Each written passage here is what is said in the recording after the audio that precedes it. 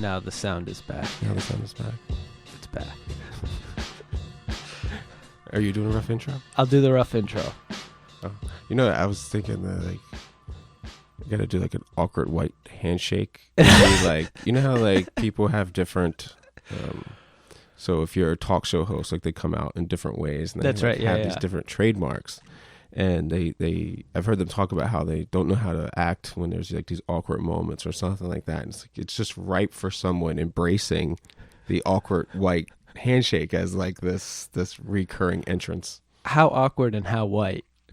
You know how it is, how they, like, try to go for a bro hug, but it misses. And yeah, like they can't. So it has to be different every time. So it's a slightly altered, awkward white handshake every time. That's going to be hard to pull off on a purely audio format. Yes. It's going to be a lot of, like, fake noises and people going, what the hell? Like, the first 5 minutes of this podcast is just, like, random background noise. Yeah, it's mics and awkward white handshakes. So you're doing a rough intro? Rough intro. That's not a rough intro, That's part. No, but we might keep it. Okay. All right. You're listening to another episode of Nuance. You're listening to another episode of Nuance with journalist Roberto Alejandro and police scientist Mike Wood. And today we're going to be talking a little bit about Standing Rock. Well, I guess more about veterans for Standing Rock. Veterans for Standing Rock. Yeah, just that event. The work that Michael Wood has been doing. Sure. This is the first time I've really talked about it, and I don't really think I've talked about it with anyone too much. So this is special. It's because you're special, Roberto. Well, thank you. Which hopefully makes it a little bit more interesting because you haven't heard a lot of the media and push around this, that you're relatively new to the story. So Definitely. I guess that's a new angle for it. And I haven't talked because one of the things that seems to have gotten missed in all of this was that the veterans going up first to help the Sioux tribe and their goals weren't supposed to be the center of attention. Sure, you weren't supposed to see us. One of the things that's come up is people being like, well, where's Mike Wood? And it's like, something got missed. Yeah. I clearly found out a communication on who's supposed to be the stars of these types of events. So I guess we should start from the beginning then. Yeah, let's go to the beginning. Where do you want to start the story? I guess the story starts from, if anyone's listened to any of the episodes of Nuance so far, we know that I've been fighting for police reform, that we've talked about these things here in Baltimore for a long time. And as my police scientist endeavors go, I'm infatuated with those three things of American policing, which are the creation and maintenance of a slave class, the protection of elite white property, and the continued genocide of Native American people. So I'm always open for any of those three fights. Sure, definitely. And then I get a phone call from Wes Clark Jr., who is the son of Supreme NATO Commander Wes Clark's son, who we talked about before. So when he called and he said that he wanted to make a call for all the veterans that feel this sense of service and desire to go and stand up for the people, that we should rally them all and organize and stand in rock to help them protect not just the water, but whether it was land rights or it was just respecting the treaties of our past, whether it was service towards the people, the Native Americans who have served at the highest percentage per capita of any other group in the United States. So there's all these different avenues of why, but he says he wants to go ahead and do this, and I don't think there's much to it. I'm living in activism land, which is perpetual skepticism and pessimism that we're not, nothing's going to happen. These fools nobody's going to rally. Nobody. No, definitely. Yeah. So, but I think, it's interesting. It's a good idea. So he decides he wants to start a GoFundMe, and we'll start getting people involved. How far back was this that the effort to start organizing this began? I don't know the exact date of that phone call, but I guess we took it seriously starting November 10th. Okay. And that's our official start date, which... So that's 2 days after the election. I mean, would you say the election kind of lit a fire? For Wes. I don't want to speak much for Wes's motivations. They're very different than mine. Sure. I'm just focused on those three issues. He has more climate change, more spirituality, more, fight the system with Trump. And as we've talked before, I care about systems and actions. I understand rhetoric is bad, but I want to know a tangible fight that has things I can measure, and I'm not really interested in speculating about what the orange-haired monster will do. Sure, fair enough. I mean, do you think that's sort of the military background? No, I would think I would have bought into something before. I think it's more of the educational aspect. Okay. And so I know there's other terminal degrees, but I'll look at them all inferior to a PhD because a PhD is the only one that teaches you how to think. So I'm constantly trying to be in that mode. If I'm going to be a scientist, I have to evaluate everything that way. And that means to look at all these things objectively. So I do everything I can to eliminate my bias and certain prejudices out of my work. So if Fuck everybody else's terminal degree. Was that a master's degree? Get the fuck out of here. well, everything. Those are doers, right? No, fair enough. I might not be a very good doer, and so people just have to go into their niche. I used to say that in policing a lot. How people would get upset that a certain person got promoted, and they were like, they were a shit cop.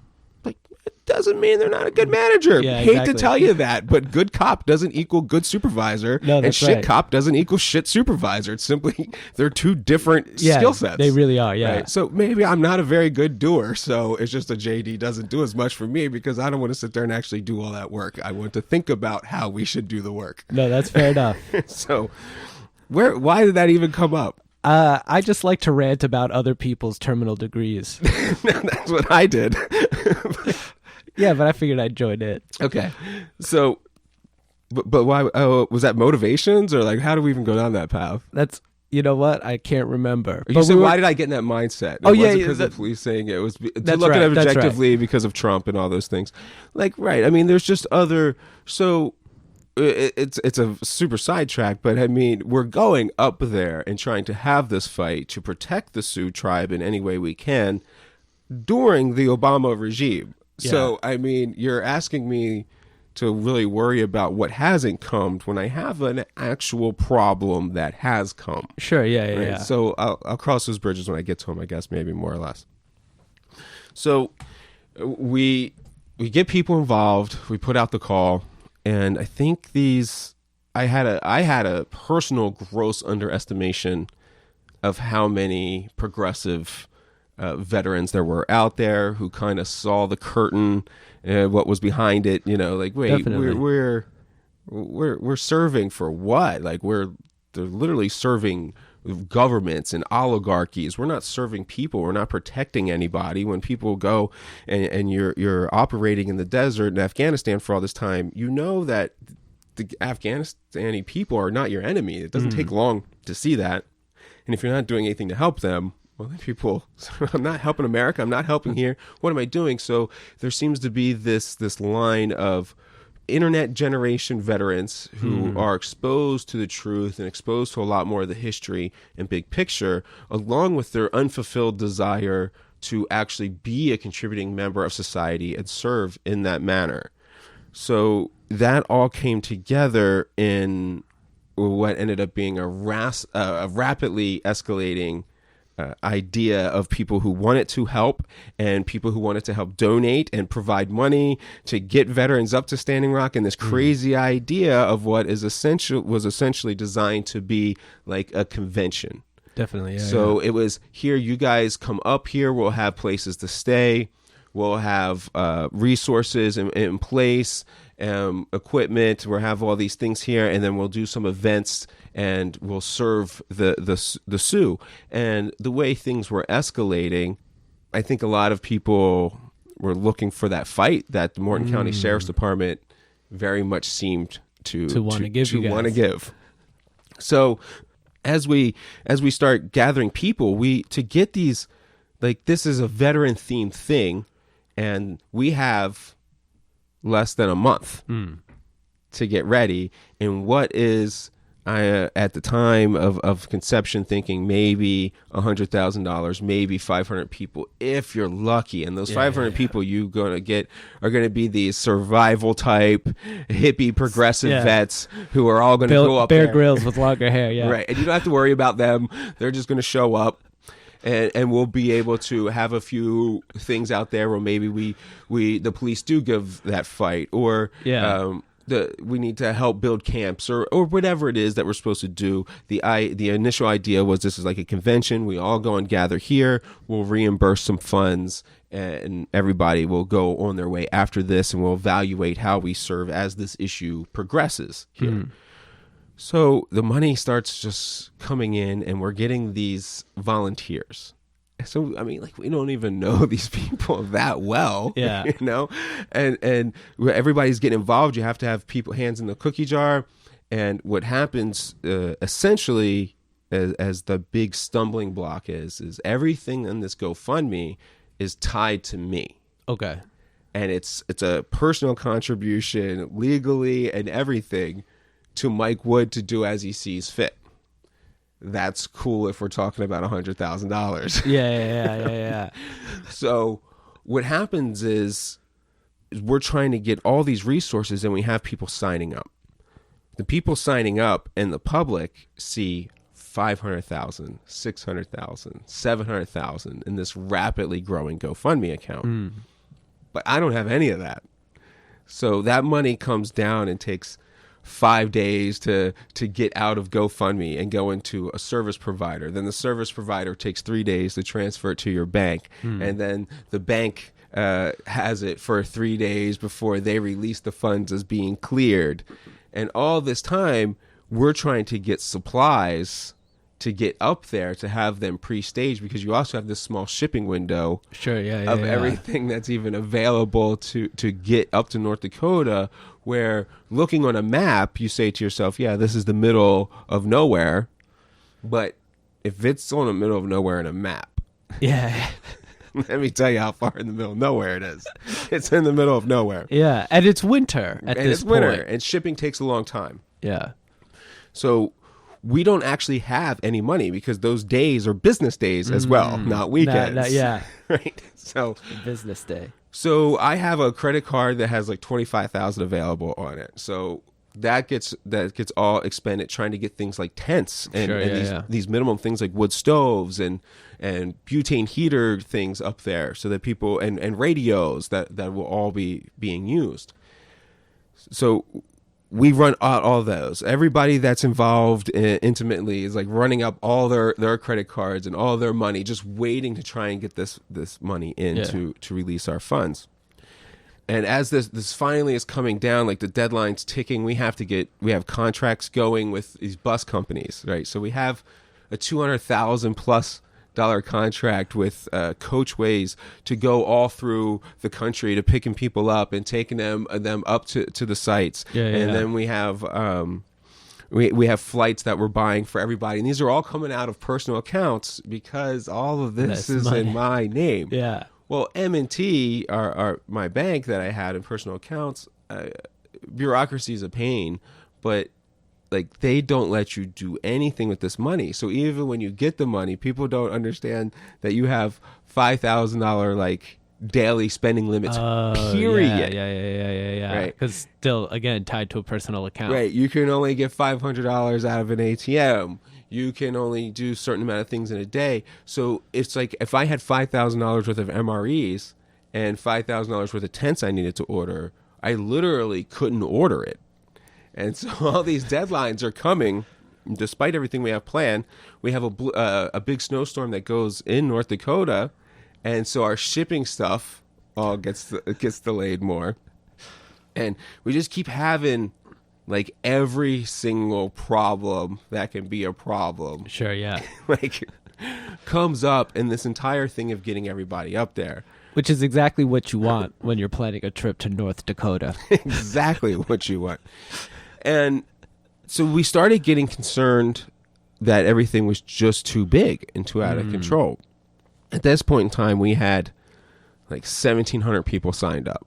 And the thinking is well, 1,700 people sign up, but we all know That means 1,000 people show up. Yeah. Right. And so we were like, we got to think about drawing the line somewhere. 2,000 comes up, and we finally see, okay, we're going to draw the line at this 2,000, but emails keep coming in of people that want to join.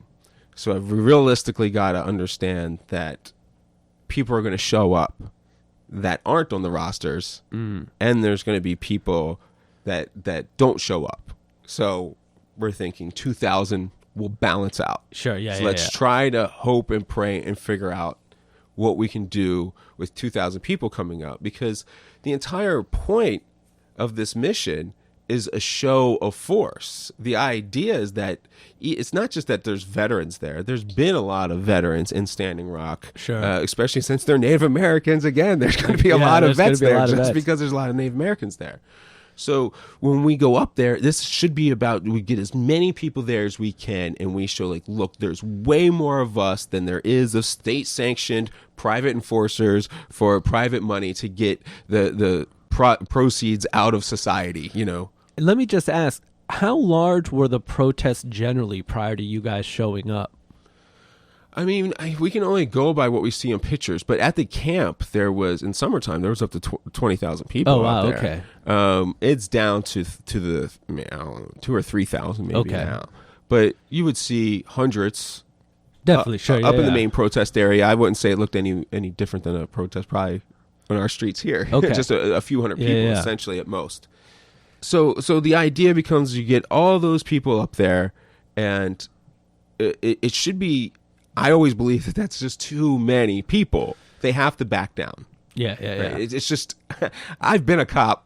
I know the math. Yeah. And I know if I'm sitting there with 300 people and there's 3,000 on the other side. Yeah, that's not, those are bad numbers. I could do math, and this is when I give up. Is that approximately the police and security force that was at Standing Rock, 300? We can't really say that for sure because of what happens. Okay, so getting ahead of myself. So during this time, essentially what is happening is a group of us are working on what is happening on this end, like getting supplies, figuring out the money. Like, even though, like, we think PayPal, like, even PayPal only lets you do like 5,000. And so we can't even, we have all these troubles moving things around. So we're trying to figure out all these weird ways to move things around. Really, this is a conversation about banking deregulation. I said, if for Bitcoin people, if there would have been an embedded Bitcoin person, they would be going crazy about, you know, all of this, how this makes their case, and it certainly does. I would just have to sit there and agree. So we're planning out the logistics, and we have people that are going up and doing, like, the advanced party stuff. As we continue to have all these money struggles getting supplies up there, we hit this deadline for the bus company where they are demanding payment of like $200 and some $1,000, or they're not going to get the buses going because these buses are supposed to be taking off, and we haven't gotten $200,000 to pay them, even though at this point the GoFundMe is probably close to $1 million. Wow. And this is what the world sees. Sure, yeah. You have $1 million. How come you're not getting this accomplished? Well, I don't know. And we've gone beyond this scope where it was supposed to be this, remember, it's a convention. Yeah. And now it's kind of morphing into this full-fledged event where you're assisting everybody up. And we finally call in, and GoFundMe comes to our rescue. Oh, okay. And they literally dropped us $150,000 on a word. A promise. So they give us the money so that we can pay the buses and get things moving. And then it's like we're on to the next step of trying to untangle the next financial web that comes up. And the advance party is coordinating, Wes is coordinating with tribal elders. There's Phyllis Young and there's some other Sioux tribe members up there, and they're coordinating, like, events that they're planning.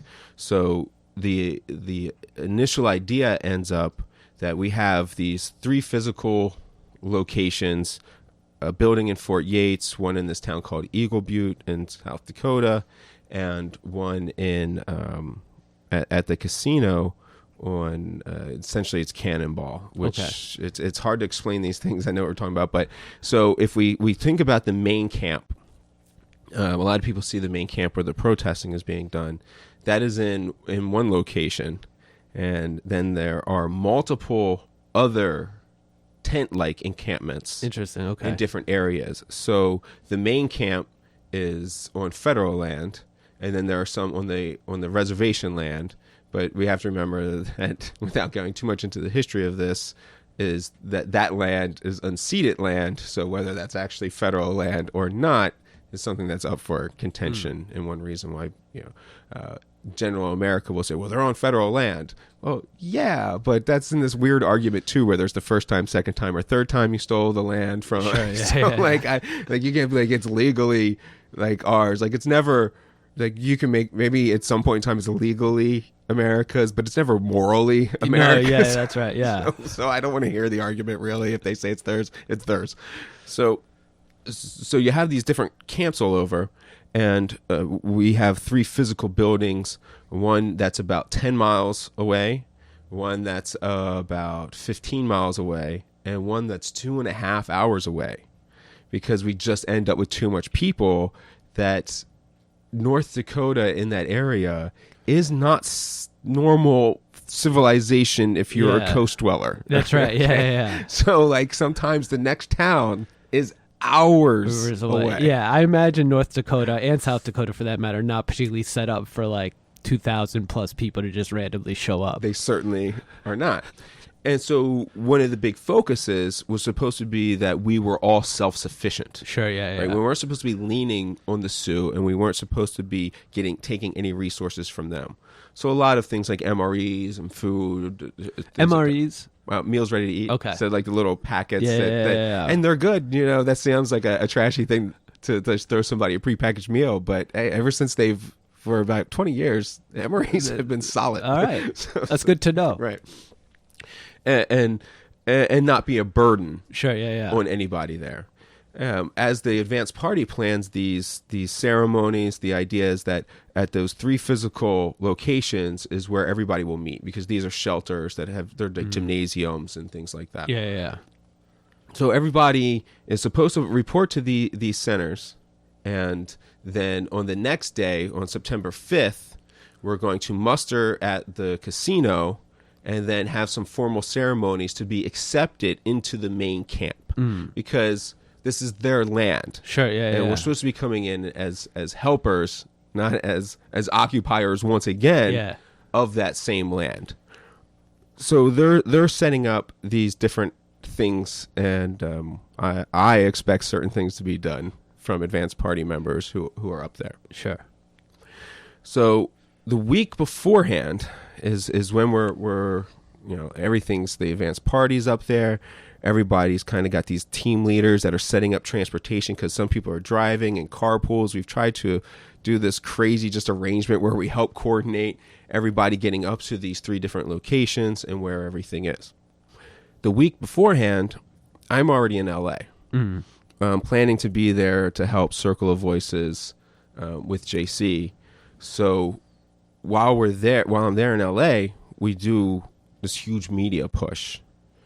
And I'm hitting ABC, CBS. I'm getting, because I'm sitting in there in LA. I'm actually able to do this stuff I've never been able to do. It's funny because here in Baltimore, I was borrowing your car, and one of my neighbors my neighbors were all very impressed with the car. And one of them was like, "Hey, I saw him on TV. He was on CBS this morning, and that's his car." So that's meanwhile in Baltimore, that's what was happening. That's the Baltimore part of the story. I didn't want to leave that out because I thought that was like an important plot point that really doesn't. You can't understand the rest of the demonstration without understanding that moment. Right. It has to come back home. It always has to come back home. That's such a weird thing, though. The car's a metaphor. It's always a weird thing, though. Like that exchange. Sure. Yeah. It's just a total weird thing. So did these this videos. I don't even know how many videos I did. I was for that week before I even went up there. I have no idea how much sleep I got. It was pretty much none. Spent the whole week running from event to event to event, trying to build up the fundraising for this thing, because that was one thing that maybe going back in analysis, we can say, like, what was different about this? This is the fourth largest GoFundMe, like the biggest personal one. And it's like, why did this take place? And I think a pre-established media presence and able to plug into those avenues was a really big key to getting that done. We have to figure out all kinds of things about how this thing took place in the end. So with all these people signing up and all these people we don't know, coordinating people we don't know to go to a place that we don't know for what was really a rather foolish idea. Sure. To be able to get everyone up there, which is why I did establish the measurement that if you could get 2,000 people up there and back alive, that was an awesome job and organization for such a short period of time. Definitely. So everybody, as this thing got bigger and more organized, the idea that it was more of a convention kind of fell away, and it became this conceptualization that everyone took on of like a deployment or an assignment, a mission. So it kind of got this overtone to it that was militaristic. Sure. I mean, coming from veterans, it would make sense. But yeah, and then, right. And it was specifically a veteran-focused event. And some concerns early that I had on that was that it's not supposed to be that. It's peaceful, it's unarmed, it's supporting, it's service. I mean, let me ask you, just, as a reporter who has covered demonstrations, right? I mean, there's no question that the majority of people at a demonstration are there because of the sort of political or social issue that is being protested. But there are inevitably some people, at least when, the issue is police reform or police abuse, for example, that do seem to be there, not so much because they're interested in the politics or the social issue, or, they have a strong opinion or care deeply about it, but because they're just there looking for a fight with cops, and they know that cops are going to be there. Was there... And that's just my impression as an observer, that there's inevitably some people in the crowd that seem like less constructive members of the demonstration. Was there some concern that could happen here? I did not have enough of that concern. Okay. At first. Okay. Turns out you should have. Yeah, I think for as far as we are familiar with in Baltimore, especially with protesting and kind of the people that are involved in that, we largely know them. We know who the outliers are, and it seems like a very small percentage. Yeah, I mean, again, like those outliers that I'm mentioning, they're not your standard activists. And it's like you said, if you're in Baltimore, you know who your activists are. I mean, we have a class of people who do this. You know who they are, and you can tell who are just your standard demonstrators. You made a sign at home. And then you could tell there's a few guys who are like, where did you guys come from? Right. They're all vocal, and you're like, we don't know who you are. Yeah, you're surprisingly rowdy. Right. So not just a concern for us. This is a concern for Standing Rock. No, absolutely. Period. Yeah. So as we get all this media done, we do all these pushes, maybe naively in my mind, I am appealing to the people that I need to give money to support the vets and the Sioux tribe in the mission. So when I'm doing all the media, I'm thinking in my mind that that's going to bring in more money. And it seems to have done that, but it always brings in more money, more problems. Sure, yeah. and not only did the problems come, but the people came. Yeah. Way too many people.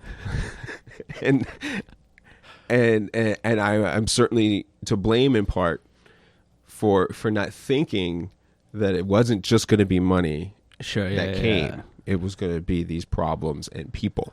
When did you first start to realize, were you already at Standing Rock, or did you start to realize a little bit before, like, oh, we may have a logistics issue here? Once we started having some shipments delayed because a first storm came in. Okay. Pre-December 3rd, a storm came in and started delaying all of our shipments. So when we don't have tents there, a week ahead of time, Sure. we start being like, oh no. So we're going to have to make some adjustments. But then we start getting into this, how many people are going to be up there? And we were assured by these connections that there will be enough room for people. And it seems to, like, I'm thinking there's enough room for people, but we have a logistics disaster because of just getting things up there. So it's going to be more difficult than we intend. So it might not be that things are perfectly pre-staged the way they should have been. But we'll work ourselves through that. Vet's supposed to be tough enough to deal with less, and we'll be okay. So as the time gets closer, we just get the money, trying to figure out other supplies, and then we just figure we'll have to. We realize we have to turn it into largely a reimbursement mission, and we're just like, look, we've helped as much as we really can at this time, because we just don't have the, like, it's not like you can go buy something from the store in North Dakota and take it to the campsite. Like, it doesn't work that way. That's an all-day adventure, right? So yeah, I mean, especially for those of us who are the coastal elite, as they say. Describe this, because I do imagine some people might not even have I can only describe this as we get to the point when I get there. Okay, because I don't, at this point in time in the story, I shouldn't be describing. Okay. All right. So as people are up there, they're working on things, and communications are rough up there. They have a storm. Cell phones do not work like cell phones work around here. Yeah. If you get a call to go through, you may get a couple seconds. Sure. Text messages may take a few hours to get through to somewhere. And if somebody left the grocery store and you needed to call them because you needed one more thing, they're not going to be able to get that message from you or get back to that store for hours. Yeah. Okay? So there's just no communication. And then at this point, how much of this is the weather and how much of this is just the layout? This is just the layout. Wow. Okay, so we're not getting a hold of people that are in the advance party, but when we do hear from them, they're saying it's going okay and things are set up, we'll be fine. I get there, fly out Sunday morning, the 4th, so I'm going to be a little bit late because I had these prior commitments in LA, and heck, it's more important that everybody gets their reimbursement money anyway, so the longer I'm out here, the more money I can raise to make sure people have the money and funds and resources they need.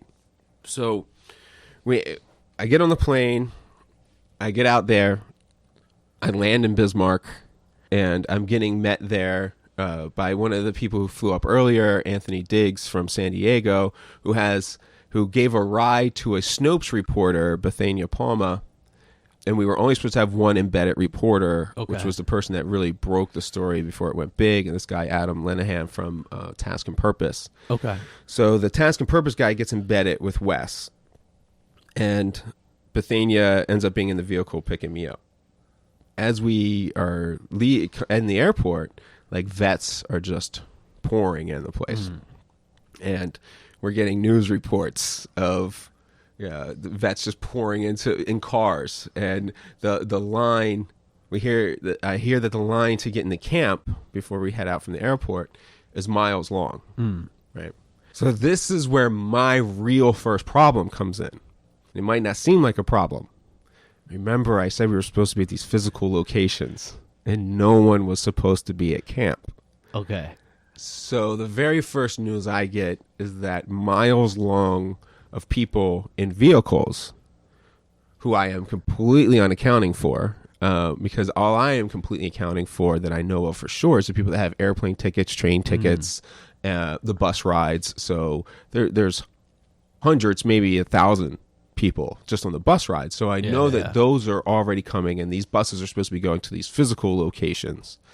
And I have hundreds of people going into a camp, to a place that they're not supposed to be in.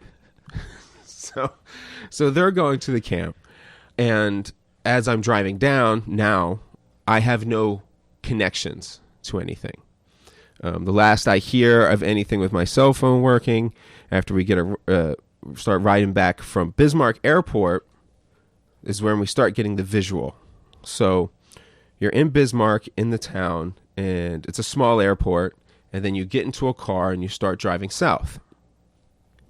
And it is rolling hills, majestic, beautiful rolling hills, but rolling hills of ice and snow for as far as the eye can see. You don't see a human being. Yeah. You see vehicles every so often, but it's just long, lonely stretches of freezing cold, just barren ice. It's like Empire Strikes Back. Very much feeling that way, but it was nice and clear at that time.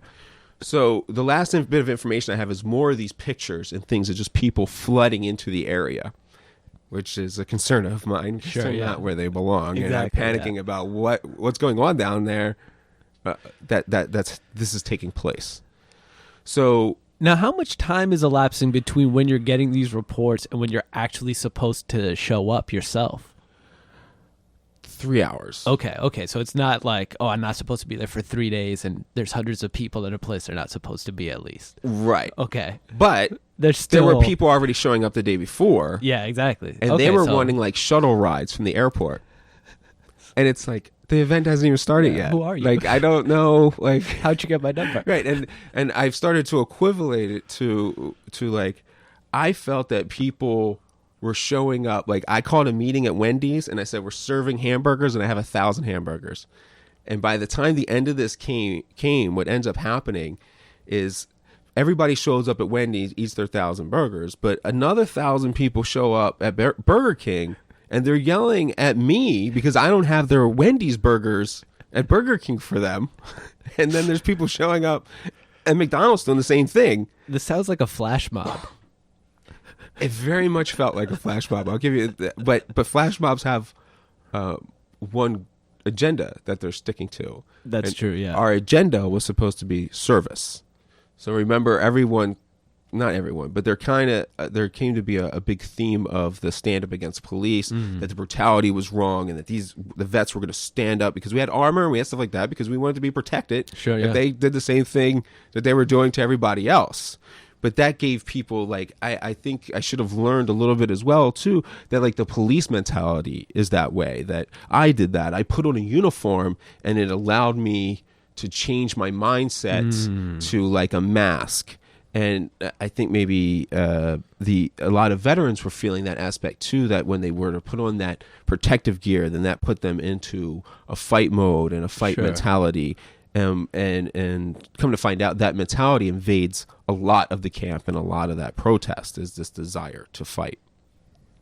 Let me ask, not having been a veteran myself, but understanding that obviously there are a lot of veterans who leave the service, and their lives don't always maybe shape up the way they thought. And they kind of have to deal with, I think the psychological battle of going from a situation where you are told you're a hero and you feel like a hero because you feel like you're doing important work, and then you have to, like, you leave that and then you maybe drift a bit. Do you think that there's a part of, for some veterans, being able to put that uniform back on and sort of being able to, like, get back to a point in their lives where, like, they felt like what they were doing had real importance, beyond themselves and their immediate situation? Definitely. And that's what I seek to capitalize on as we progress further in this and tap into that desire, because it was extremely obvious from everyone there. And it's not, they miss the camaraderie and things like that from the military and the mutual, I don't know, experience of it. But that's not really the thread. The thread is the true service part, because our service is a lie, and that makes a big difference to them when they think that because everything they did before was a lie, that if anything, there is a bit of a make amends for, or maybe an overreaction to what service means, when service should just mean what the people actually want. And because of there's maybe an underlying thread of making amends for, or having to serve in that actual aspect, despite some of the consequential evils that we do as military and police, that they have to make up for that even further, which means a literal fight where they risk something. And, we talked a little bit in the last episode about how police officers are ultimately pawns in a bigger political system. And obviously, the U.S. military hasn't always had the best relationship with our Native American brothers and sisters, obviously historically. But there is sort of an element here where, both the oppressed population and the people who have to do the work of oppressing them are both ultimately kind of discarded at the end of the day, right? Like once your service is over, good luck, hope you make your way in the world. But our concern is no longer about your well-being, and you were asked to do these things to people. And suddenly you don't matter anymore either. And so it does seem like that element that we talked about in policing where, the officers themselves are a pawn, is that dynamic is playing itself out here too. And people feel like, well, let me make up for that in some way.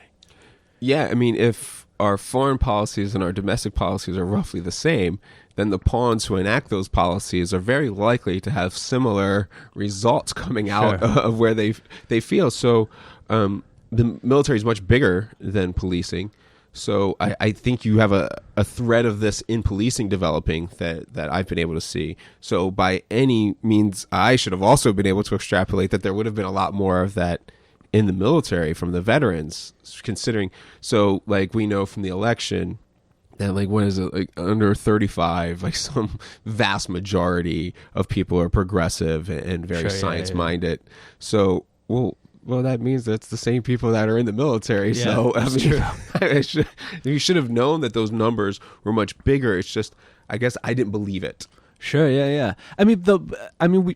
But keeping the analogy to policing, right? I mean, I do feel like it's more common to see progressive veterans. It is less common, and maybe this is just my limited experience, to I think see really progressive former police spokesmen, especially who are not of color, right? Which is one of the things that I think is in some ways unique about you. You're one of like the few white former police officers who are talking about police reform, and specifically when it comes to dealing with non-white populations. And, there are certainly a lot of officers of color, who have come out and advocated for these things, but inevitably their voices are kind of like, oh, you're playing the race card, or, you feel that way because you're African-American, or you're this, you're that, and, you're sort of taking the party line, right? Their voices quickly get sort of dismissed. But you don't necessarily, and maybe that's just my limited sort of experience, but I don't feel like in policing you get the same number of sort of progressive, outspoken former officers that you maybe see coming out of the military and saying like, our policies in the foreign arena or whatever it is need to reflect different values. Yeah, just looking at the variables, I would probably attribute that more to the service contract style. So because military service is seen in these 4-year chunks. Sure. And there's nothing weird about only doing 4 years or even 3 years. Okay. And then moving on to something else. So it's seen more as a stepping stone, whereas policing is seen as a career, where they say it's not a job, it's a career, it's who you are. Yeah. And, that's the same thing the Marine Corps told me. And, I still get some crap on that when people are like, once a Marine, always a Marine. I'm like, no, I'm a former Marine. I'm totally not one anymore and have no desire to be. Just like with policing, where they'd be like, this is a career, this is who you are. No, it's totally a job. Yeah. So like it's not who I am. But people, you have more of an identification as policing being who you are because you're in the domestic environment. You're in that mode 24/7. There is no, okay, you can go take 2-week vacation and not be a cop anymore because cops still have that I'm on duty, I got to protect kind of thing, no matter where they are. Even if they're in Disneyland, they want to have their gun with them and sit in the back corner. I always carry my gun at Disneyland. Always. You never get on a roller coaster without one. That goofy never wants to take a picture with me, man. So that's the thing, though. So because there's no other guns there, that's where the terrorist is going to strike, and you know that. So you have to have your gun there at all times, because the safer it is, the more reason you need that gun, right? Because you're the only one, I guess. Anyway, moving on from the irrational, I have a gun, so now I'm a hero complex of American society. So where were we? So we're driving down, and there's 4 of us in the vehicle. It's freezing cold, not getting any messages, just waiting to get down there to actually see what things are like on the ground. And I get a phone call that I can only get the ring from and can't answer, of course, right? So, and it's Colonel Henderson from the Army Corps of Engineers, who I'd been talking with prior while I was in LA, trying to, well, obviously I keep going to have to keep backtracking the story because so many things happen. But we've been in contact with a lot of the authorities because everybody's going to be concerned if thousands of people are showing up and they don't know what's going to happen. So bent on peace, the Army Corps talked, we discussed things. We just wanted to make sure everything went safe. I got the complete impression from the Army and the colonel that was in charge that they are nothing but a professional organization who wants to do the right thing, be legal and be moral at the same time, and they're just professionals trying to get their job done. So, very good relationship with the Army Corps. And then, I can't answer the thing, so he just texts me saying, hey, we're going to kill it. And it was like, oh, man, like... Wow. Essentially, what happened is I was right.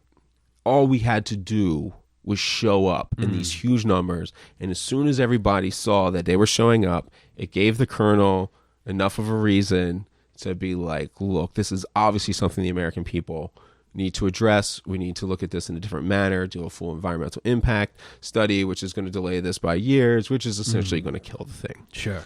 So beautiful. You know, that was amazing. And it was hard to accept that, hey, like all those losses that we did in these discussions we've had about organizing and activism and these, whether we should have a leader or there's no leaders and what the goals are and how we unite. We put all this effort in, but we can't get money. We try to organize everybody, but we can't get them at the same thing. And when we do get them at the same thing, like divisions break up and we can't get anything accomplished. Like this shit just never works out. And it's like, holy crap, it worked. Like the system, not necessarily the system, but the people.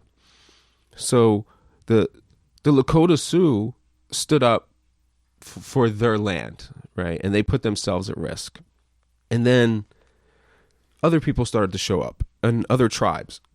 And they broke down some old barriers that they had amongst themselves.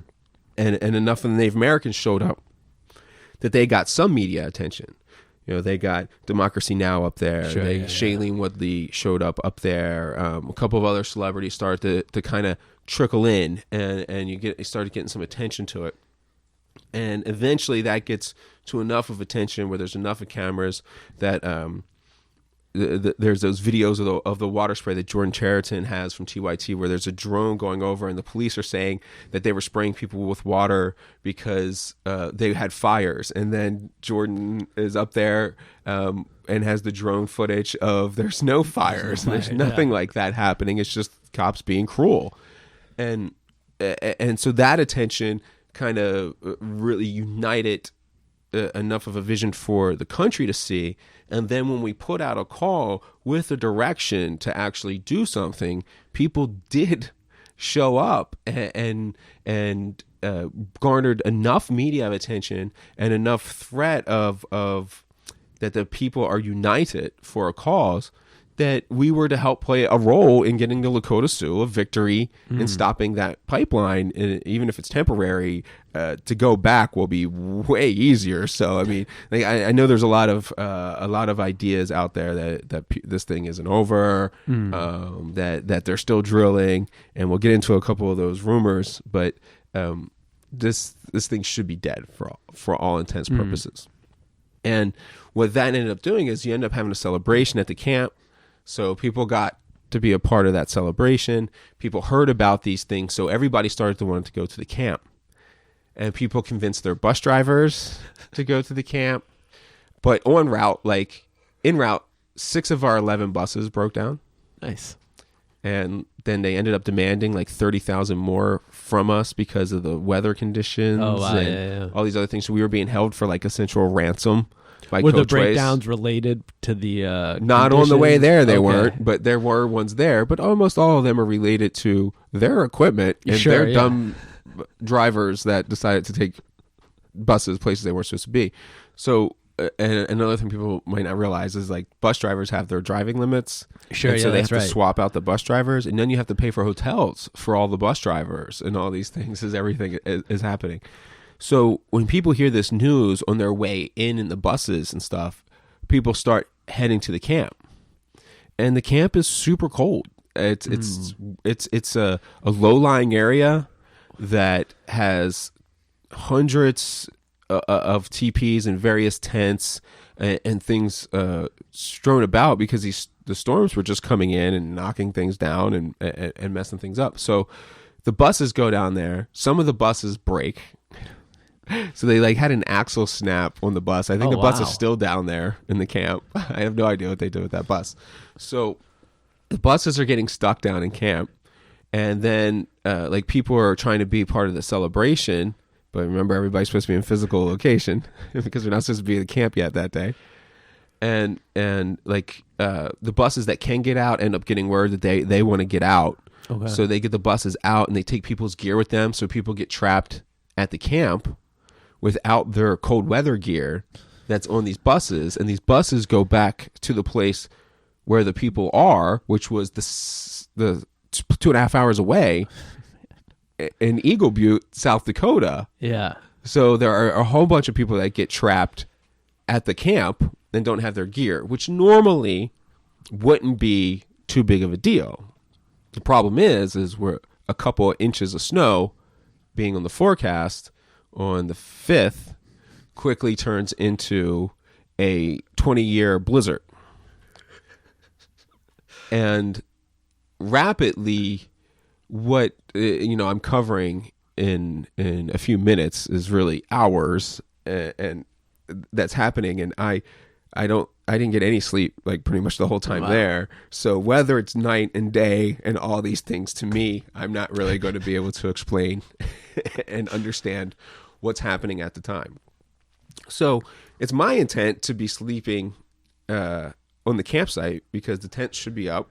Mm-hmm. And a few of us would be camping on the campsite to and then come back to make sure we were able to do that ceremony on the 5th. But it quickly becomes realized we are not going to be able to do any outdoor ceremonies because it just starts whipping and you're like, we're in trouble. Well, the people that are down at camp start realizing they're in trouble too, but there's no communication down there. So every bit of communication takes hours to get to somewhere, and we end up panicking essentially and turning everything into what was supposed to be a service operation is that we got victory really fast. So that moved on. People still wanted to have a fight and do ceremonies, but this blizzard comes in. And this turns into a FEMA operation, essentially, because we have people that don't have enough food. We don't have the resources we were intending on having for the people where they're supposed to be, because we have hundreds, if not thousands, of people in a camp, in various camps when they're supposed to be where the food and shelter is in these 3 other locations of which they're not. And one of the reasons is we ended up with 2,000 people on our rosters, but estimates are twice as many showed up. So even if we go with a low ball that 1,500 extra people showed up, 1,500 extra people in these places that don't have resources is nearly impossible to accommodate. Yeah, that's a big number of people in the middle of nowhere. So we had to make the decision, do we... For one, this is to a certain extent, we have no responsibility to deal with any of this. That's true. This is a state emergency.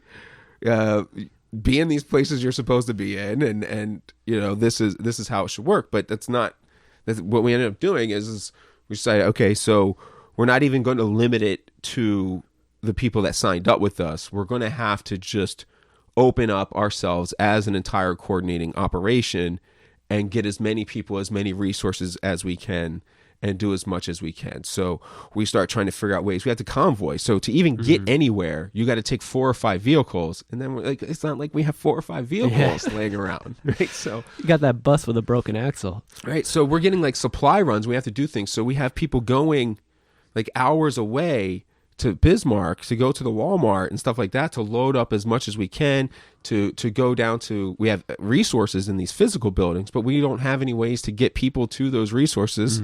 So we start trying to get these convoys together of going to the different physical locations to bring food and supplies, gather things up, go to different areas. And the whole time that we're doing this, like, of course, people are driving their own cars, so they're getting in wrecks. And then they're saying for us to come help them, that we got to tow them out. And then they're leaning on the resources of the tribes. And then we're all trapped at the casino because now there's 1,500 people. They can't even camp out. That people are going to this casino, and the casino is absolutely covered in people. I didn't have a room because I was supposed to be out there. So what naps that I got were literally on the corner in a hallway with hundreds of people around, and we just have pieces going all over the place to these different locations trying to get people out of different scenarios. The state police close the roads legally, so even every supply run we do is technically an illegal run. So I had a vehicle and I'm supposed to be at all these different places and helping coordinate everything. The only place I can even get on a landline is at the casino, and even my cell phone at the casino is not working. You have all these media people there, so what cell phone signal you can get, everybody is trying to text so and so about such and such, or complain about how they're haven't gotten to do anything yet. I can't get Wi-Fi out here. Right, they're complaining about how they can't get their Wi-Fi, where I'm trying to coordinate getting emergency medical resources to people that are stuck in these camps, but I can't do anything on these cell phones. Of course, the radios aren't working. Extra radios that we had that were powerful enough weren't able to come in. We had a satellite phone, but the satellite phones don't work in blizzards, right? So we have everything just keeps going I like that wrong. They work in caves in Pakistan, but they don't work in a blizzard. You gotta see the satellite. You gotta love technology. Right. So literally nothing works. People keep getting themselves into more trouble, and the bank I'm calling every day trying to get anything. So for some reason we were able to get a bulldozer or an MRAP. Say the police department let us write their MRAP so we could go get people out of the camp and get them into safe areas. If we were able to do that, I couldn't get the money and actually buy it, even though at this point in time I have $500,000 in my bank account. M&T won't let me spend anything. Yeah, you've got a $500 withdrawal limit. Right. So sorry, sir. So every day I'm freaking out and arguing with them. Some people could see this on Twitter. This one time, it literally took me half a day on the phone at that one landline that I could just getting money so that we could buy supplies to take down to the people in the camp. And each time you even get that done, it's like somebody would get the Bismarck and then the cards wouldn't work. And you would have to try and figure this out because remember, this is all in my card. So they're taking my cards. Now, let me just ask, because it occurs to me that there's still a security apparatus here, right? Who's sort of watching the protesters regarding the site, made up largely of police and I imagine private security. But there wasn't a point where at least the law enforcement officers said, oh, wait, this has gone from us guarding a demonstration to an actual emergency situation. A storm came in. There's people here that are essentially stranded. Was there ever a point where they're let's make sure we get these people back to where they need to be, or, help them with what has essentially become an emergency logistical situation? No, they had no desire to help anyone with anything. And even some of the veterans had this misinformed idea that even they could. This was -17 with 40-mile-per-hour winds. Yeah. Things were, there are pictures of the buses where doors and stuff were just ripped off. Oh, wow. It was not, it's hard for me to put into context what this storm and cold was. So when you walked outside, we've all been in cold in the Northeast, and we know what cold is. So take it down a little bit colder, but then just throw in 40-mile-per-hour winds. Yeah. And it was like a physical force. It was almost like one of those things where it was Mother Nature saying, you all came up here but I want to remind you all. Yeah, who's in charge? Who is in charge? Like, the protesters may be on my side. I get you. But just to G-check everyone for a second. You are peons on this planet. And your tools are nothing. Like, they wanted to get bused to places, but it was like the wind was so strong that the buses were being pushed off the road because the road's just ice. Yeah, no, so the wind can literally just push it horizontally off the road, which I think had a big aspect. We were trying to do a supply run. I took the vehicle that I had and filled it up with supplies to try and take down to the camp, because I needed to see this firsthand myself. I hadn't been able to get down there. For one, I'm not supposed to be down there like everybody else wasn't supposed to be down there. But I'm trying to coordinate everything, and my resources to coordinate are, of course, where I have a phone. So our vehicle, a GMC Yukon, four-wheel drive, 2 miles down the road, right into a big old snow blanket full of supplies. We had to get rescued and pulled out just like everybody else. It was like there was just no way to function in this environment. We pulled together everything we could, every last resource, yelled at enough banks. No way to function in this environment is pretty much why those reservations are there. Yes. Well, that's why they put them in those locations. So their reservation was further to the south, even at the original reservation point, but that was good prairie land. So they pushed them up further to North Dakota, where it's almost inhabitable. Yeah. So in this land, the gas station runs out of gas. The one gas station. The gas station ran out of gas. So, and part of that is everybody needs all these resources, because now there's thousands of people. And so just thinking about heat and fuel to get these things back and forth. So people are sleeping in their cars because that's about the only good shelter they had in this blizzard. So we end up like getting enough cash. Right. So like I end up being able to pull cash out of all kinds of places with arguing enough banks that's what you end up just giving strangers $500 to go get gas, because you're in this situation where you don't have time for anything. Like I have no time for accountability, no time for where things are going, no time for who's who. And you're trying to play out all these intricate things at the same time, because what is happening in the middle of this storm is that we are trying to act to preserve life and take over, essentially, and to be the control, but we're still supposed to be there to serve, and we're not in our lands. So a lot of the actions of people and the stress of the situation starts stepping on toes politically of the tribal elders. And you have to remember that these tribes, we look at them homogeneously, but they all have argued with each other for a long time. Sure, yeah. And so now that there's hundreds of these different Native American tribes, let alone all the other people having motivations in it, the place is a political hotbed. Like, everybody's trying to achieve different things, and everyone's stepping on everyone's toes. There's a lot of you have to follow these rules because they're our culture. But the other tribes have a slightly different culture, sure, and then they want people to respect that. And it's this really messy situation of people wanting to fight now, and being prepared for that fight, looking for that fight still. So the blizzard wasn't the fight they were looking for. And so during the blizzard, a bunch of people rounded up, they got the flags, and they rode some horses and did a big demonstration in the blizzard, which looks all cool and all, but it pissed off a lot of the political elements that were going on, because they have specifically called for peace and prayer after the temporary victory. I believe it's permanent, but whatever. So then with all the weather signs, the chief Archibald said, hey, you guys got to pack it up. We won. This is dangerous. There's another storm coming. The information that I have is that one way to prevent the thing from ever happening is that the Corps of Engineers authorized for the water table to be raised there, because it's blocked by a dam, so they can control the water level. And if they raise it this 4 more feet that they want to raise it, it has benefits for other reasons, and that makes the water pressure literally too much to drill under it, and you physically cannot do it. So that will flood the entire camp.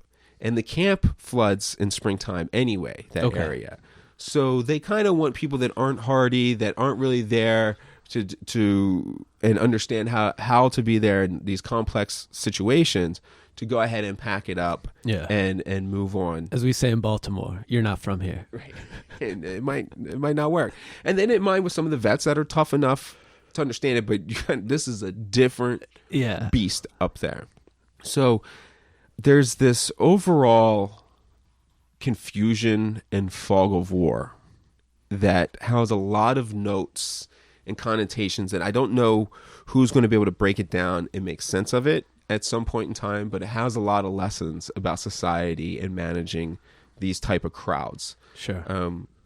When you garner a fight for something as ambiguous as like land, or for as many of multiple facets as Standing Rock encapsulates, you get a lot of people that see things only possibly as a fight and just are looking for that fight for different reasons and seem to have motivations that aren't of that same service mentality. Yeah. I mean, we've seen it here in Baltimore. Right. So there's all these sowing of seeds of misinformation and deceit down in that camp.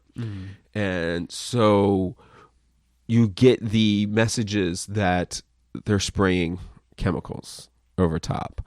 They have police snipers on the hill, that there's people on the bridge and they're coming to invade, so they need to do this, or that there's infiltrators in the camp. During the blizzard, some of the tents from the veterans fell down. Some got burnt because they have wood stoves, so when you knock down a tent, it gets caught on fire and things like that. During the blizzard, where everybody was hunkered down, which is completely normal. But even in members all the way up in our command, these things and ideas invaded people in a real, tangible paranoia that DAPL security forces had cut those tents to get everybody out. And DAPL, Dakota Access Pipeline, for those who... Right, sure. Sorry. And their security forces, Tiger Swan, people believe that in earnest that they were paid mercenaries who were going to kill members such as like me. And a lot of our people had bought into that, and a lot of factions bought into these things and thought them as real threats. And so there's there's people there, or there was at the time, who were like they were back in war mode, collecting intel, treating everybody with suspicion, and then that ends up sowing more seeds of confusion and chaos throughout the entire camp, going in on these what were real life and death situations. The weather, I was having to balance very hard and control against the depletion of resources towards false senses of security doing things, of people being missing. We had search parties. People would form search parties and go out looking for people who were missing and kidnapped. And I think some people, there were people that really did wander off, and that's because of these stresses. And this environment really does unlock a lot of PTSD. Sure, yeah. In the vets, it certainly did. And it's a minor miracle that we were able to keep that controlled in that intensity of people being so clustered in and trapped from this blizzard. Let me ask, we spoke a little bit about that phenomenon of putting on the uniform and it sort of becomes a mask. You sort of embody the mission, that is represented in the uniform. And I've always wondered this about persons who carry weapons on them for a living, like police officers or soldiers. But I think police is a better example because of what you said. It's a career, right? You're not doing this for 4 years, maybe at a time, if you continue to enlist, whatever. So I imagine the psychology might work out a little bit differently when you think of this as your entire life. But it occurs to me that just the act of sort of putting on a weapon and carrying it around sort of makes you expect a fight, right? Even where none is coming. And you gave a story earlier, where people are kind of like expecting something to happen, right? The cop at Disneyland there's no guns anywhere, so I have to have my gun right. It strikes me that there's something about putting on a weapon that puts you in a frame of mind where you feel like I'm going to have to use this weapon, even when there's nothing in the immediate context that suggests that. And was there an element of this going on, you think, where people kind of showed up maybe expecting certain things from security forces, right? We have a certain impression of what security forces in a situation like that are going to do. And, there's something about once that paranoia sets in, if that's the right word, where you sort of project that reality and make it become that situation, even when it might not otherwise have been that. Is that sort of what you were seeing? And is that something that happens, with police officers? People have to carry weapons. So yes to both. Okay. The atmosphere up there is very much that, like a mass hysteria where you have way too many people simultaneously believing unevidenced and irrational things.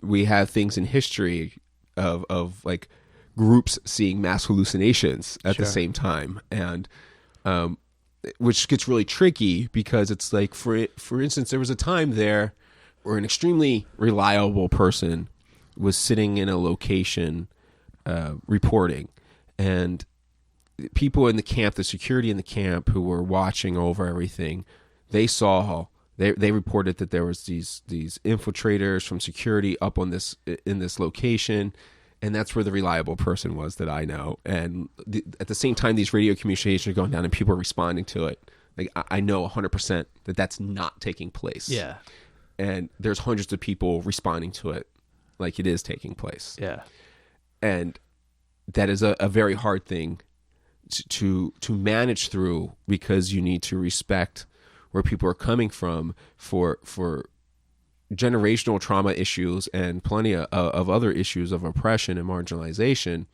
They are in states of mind that they may really believe what they think is true. Is true, but it's just simply not.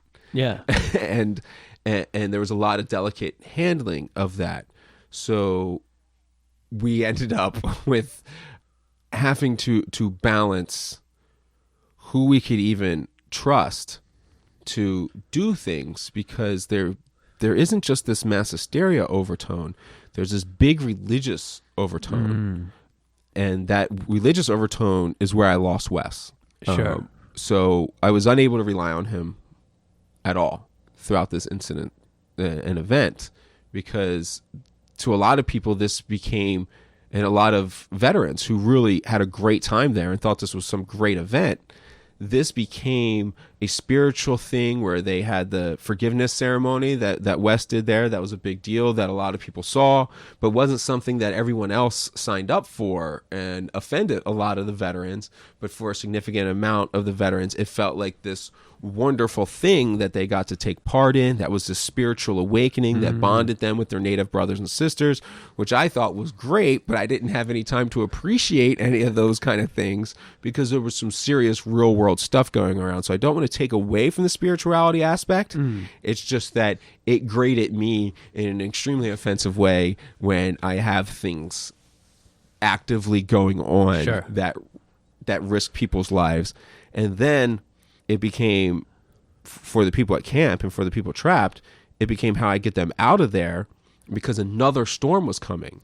So they don't have their gear, and even if they can't get to certain places, like say they got to get to the place that's 2.5 hours away, well, you can't get them there, and then these buses are broken down, so they have to be repaired. But if we leave the people there while these buses get repaired, the next storm is going to make it, and they're going to get trapped again for even longer. We don't have resources to provide them there for any longer. They can't stay at these places continually for any longer. They're just, I mean, like, you can't stay in somebody's living room essentially for the next forever.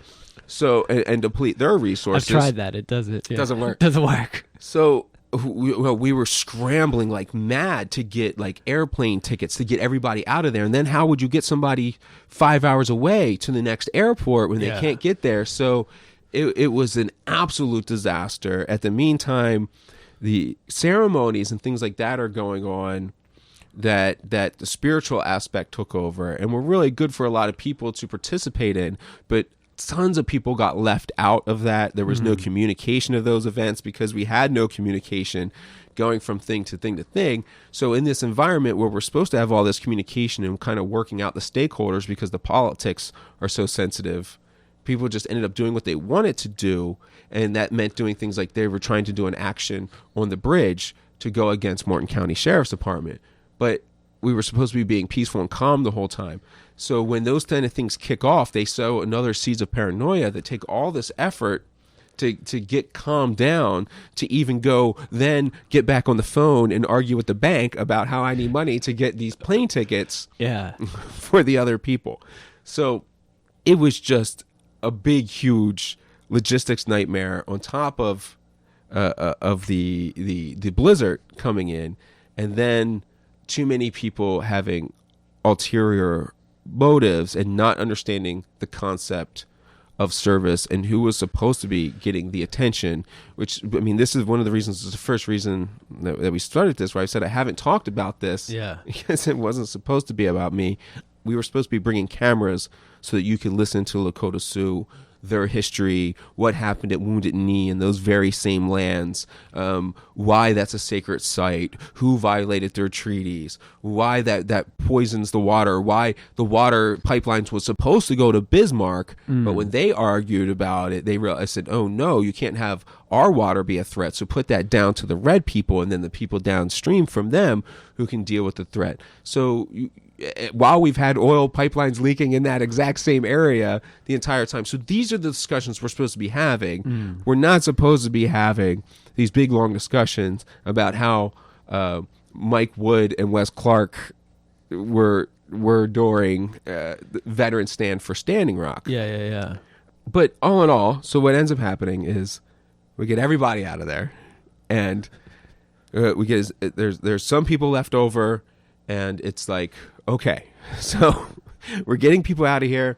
They're going about their way. Some are happy about it. Some are not happy about it. And they didn't get to participate in a lot of the events. But remember, the event was supposed to be to help the Sioux tribe get a victory. Sure, yeah. It wasn't supposed to be about fulfilling your desire to do anything. It was also supposed to be much smaller than the Burning Man convention it turned into. Exactly.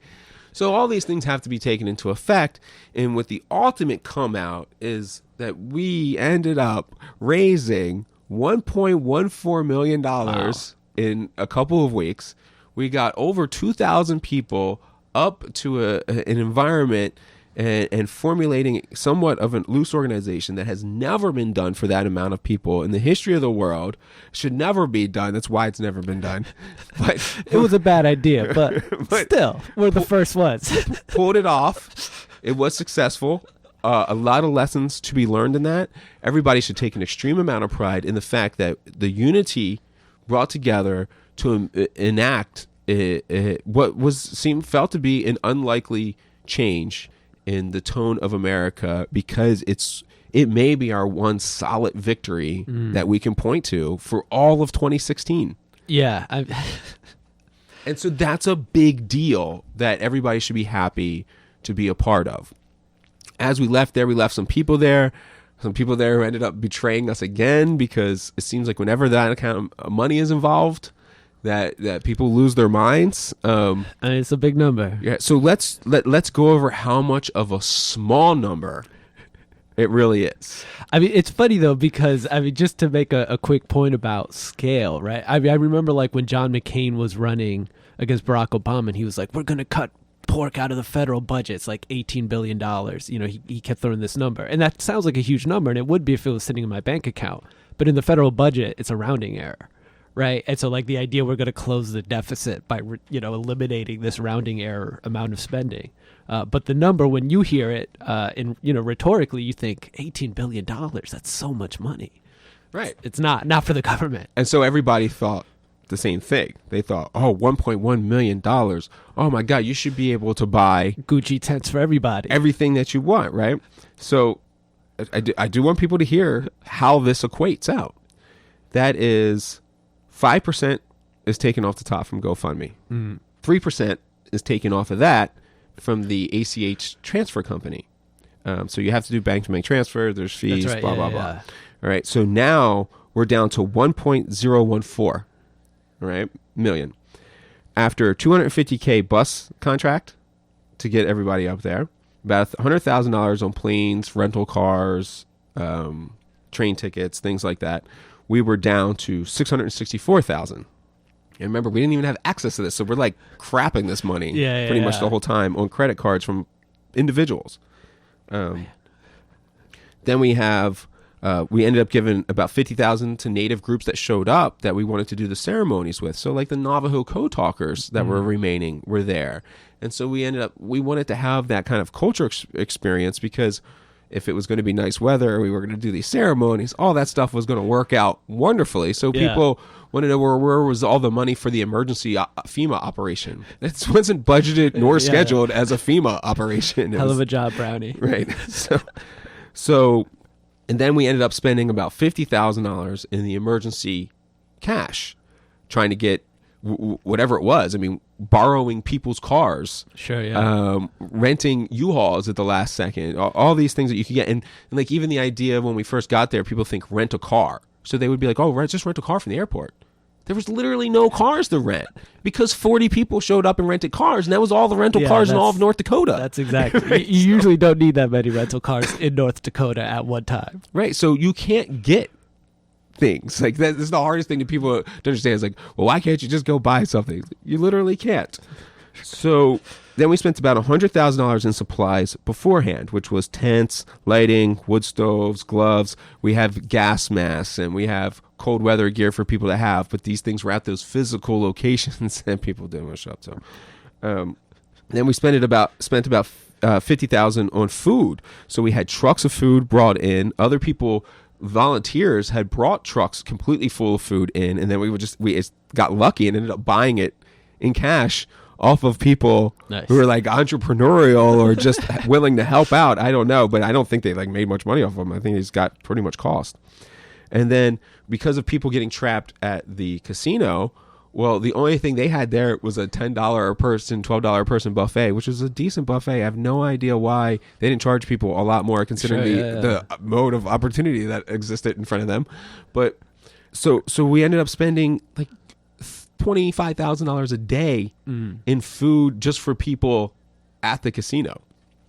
We left $30,000 to $50,000 with the people who were in charge remaining there, who aren't with us any longer, and went on their own crazy agenda. Spending spree? Well, no. There on those areas, maybe I don't know where that money. We're not going to ultimately know where it definitely went for sure. But those politics, after we left, the main players left, the politics continued to play out, where they wanted to use vets for the security force around the camp. And I mean, these guys don't understand the cultural nuances of all this. And there's a lot of weird things like that happened up there. And then after we're down to now to $384,000. Okay. We've already reimbursed a lot of people, so there's some of that cash money left in there is from reimbursements and all.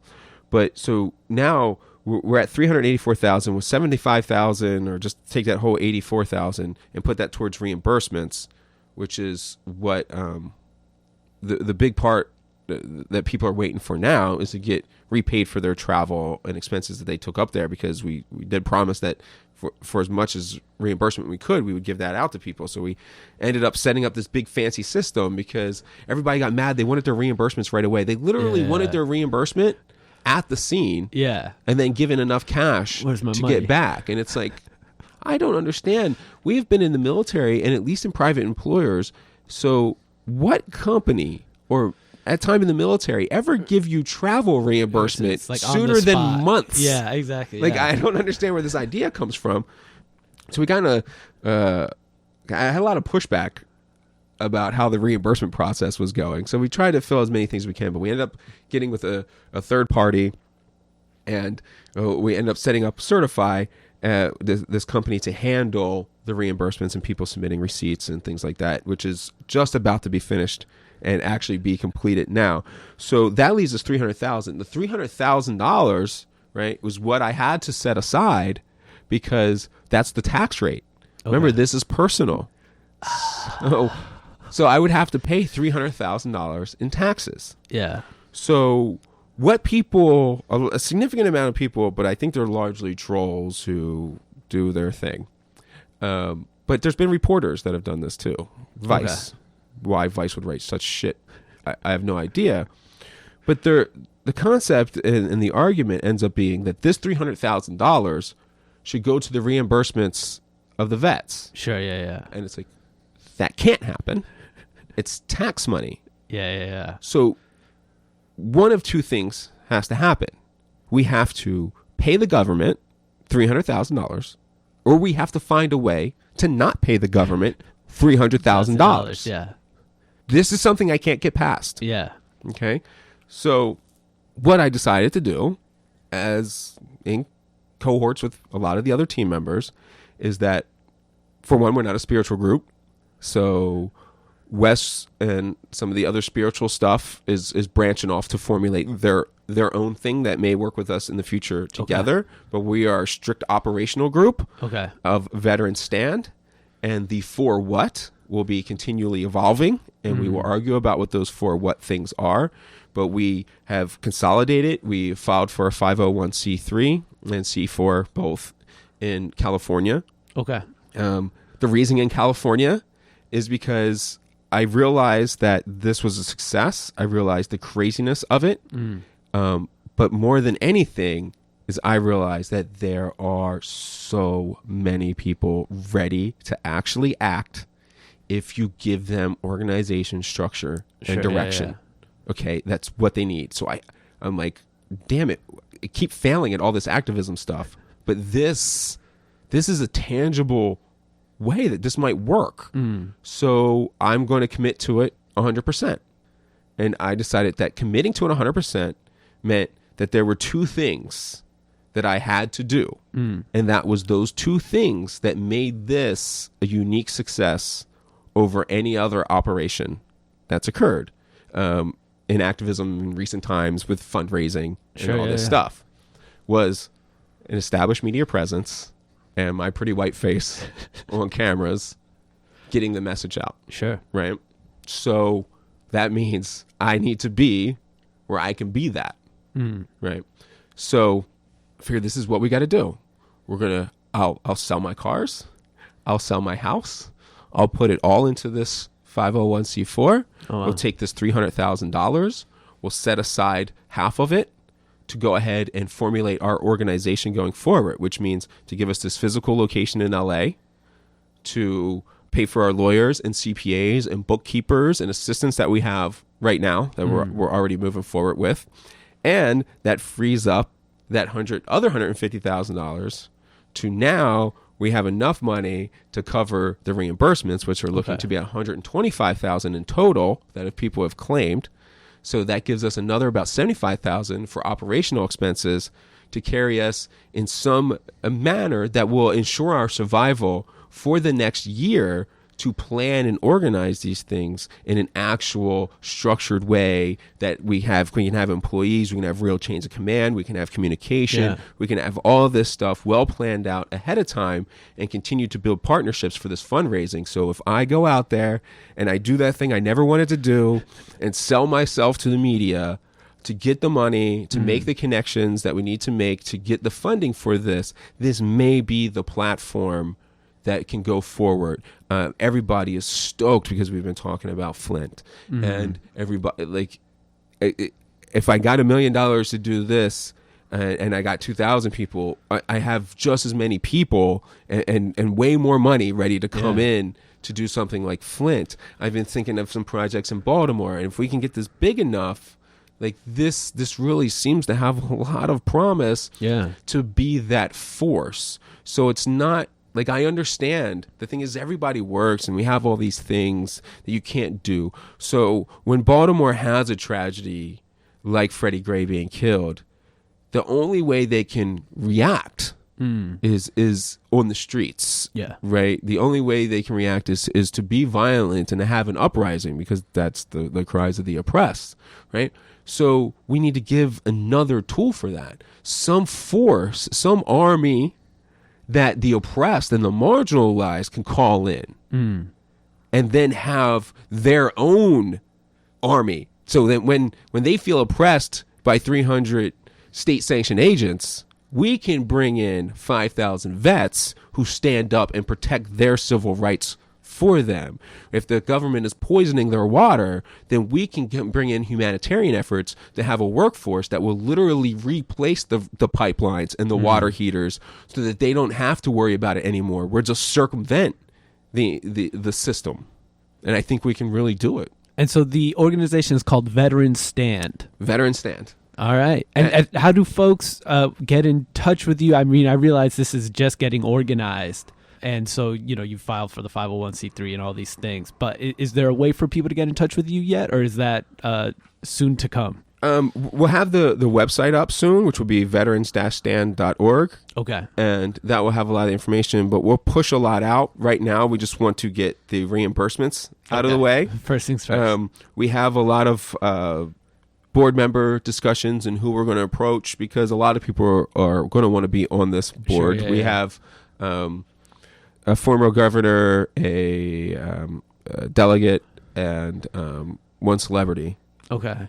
Right now, who want to be on it that we've kind of already had relationships with, and Justin Bieber. Definitely not Justin Bieber. Are you sure? No. So Justin has enough money that if I'm going to fulfill out this promise, to give myself to this completely, so that we can have the resources needed to carry out actions, well then sure. Let's just start. I'll go window shopping. We can eat ice cream. Honestly, we'll get a tattoo together. You should have everyone who needs a reimbursement contact Justin Bieber. Yes, he's got you. He's got it. Yeah. Why are you yelling at me? So one thing we didn't do about that money when we ended up breaking it down is the quick about how much it is on scale wise. Is by the time we paid and took out the pre-travel and the taxes and stuff, it ends up being like $125 a person. Yeah. It's like, if you want $2,000 in reimbursement and there's only enough money for $125 per person, I need you to get everybody to do the math on this stuff, that you have to support yourself for these things. These are for the emergencies. These are for bail. These are for supplies to get, if somebody needs to fly home for a family emergency, we can click a button and make that happen. That's what these things have to be for when it comes to scale. So obviously, I can do a heck of a lot more of that with more money. So that's the thing that I'm going to have to talk about and need people to continually push going into the future, is to gather the money for Veteran Stand. And we'll have a whole bunch of different ways of doing it. Like, I'm auctioning that car that we talked about. So the famous car. the Batmobile. The Batmobile. So I'm going to put that off and auction it, and all the money is going to go into it. And we're doing an entire clothing line. We have, so like, if you think Wounded Warrior, who's not a good company, not a good charity, that they have clothing lines and all that stuff. So we want to bring in different revenue streams, so we're not talking strictly about getting donations from everybody. Definitely, yeah. And we definitely don't want to pull donations as like we did from the poor. The biggest donation that we had that I saw was $500. There was one from Nurses United for $50,000, but that's another group. And sure, yeah. I don't want to count that, but also everyone, thank Nurses United, absolutely, union for that. They gave us $50,000, which helped us. But in terms of an individual contribution, right? And the average individual contribution ended up being like $47. So that tells you that this is the oppressed, still consolidating for the oppressed, which is beautiful. But I need those people that have a hell of a lot more than $47 a piece to care about. And all the liberal celebrities and everything else. That's why I'm going to LA, because I'm going to Bieber thinks stays in Florida, but I'll hound him too. So, like, why do you know that? I think it from news, because he did something to a sheriff down there, and Billy Corbin's down there. Fair enough. But anyway, so like, I'm going to go and shame and hound all these celebrities in any which way I can when I can corner them, because this is that, like, I need that white liberal that Malcolm and Martin Luther talked about, that say all the right things, the George Clooney's of the world. I need the George Clooney's to have a little meeting with me to put action and force behind those things that you say that you can do. Activism, we always say, what's your lane? Do your lane. If you want to contribute, find your thing. And if your thing is George Clooney and you want to act in movies and you want to fundraise for Hillary Clinton and raise millions of dollars for that so you can try to get that candidate in to do work that you supposedly want done, well, then you can go ahead and give that money to some veterans to get that work done that you supposedly want done. That's going to be in an actual real manner. So whatever your lane is, we might be able to be that coalescing depot for making that network actually come to fruition into actual tangible action. And maybe you can get us another Oceans picture out of it. Oceans 15, is it? Whatever it is, we have to auction it. It's just that's not a bad idea. That's right. That's been another episode of Nuance. Don't forget to subscribe on SoundCloud and iTunes. Thank you very much for listening.